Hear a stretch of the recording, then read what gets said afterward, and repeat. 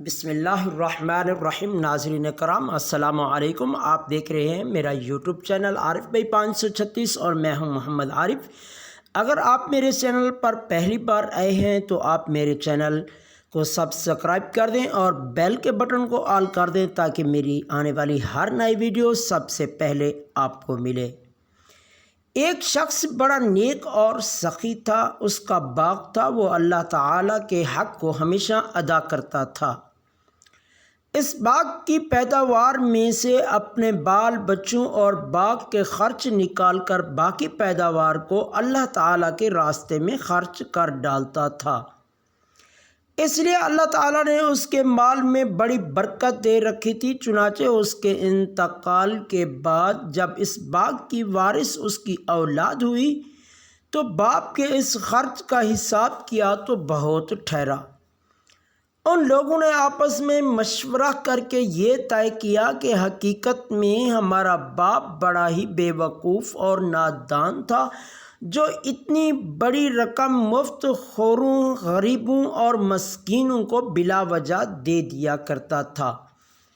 لہذا ہم ان غریبوں کے حق کو روکیں اور ان کو کچھ نہ دیں تو ہمارے پاس بہت مال جمع ہو جائے گا اور ہم سب مالدار ہو جائیں گے۔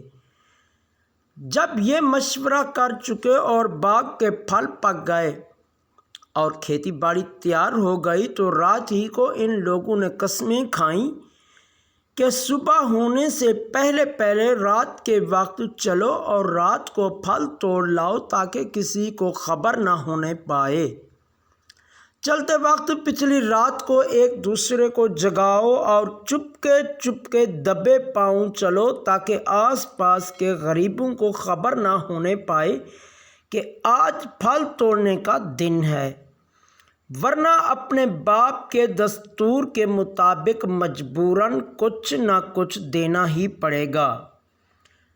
یہ سب منصوبے بنا کر کانا پوسی کرتے ہوئے باغ کی طرف چلے۔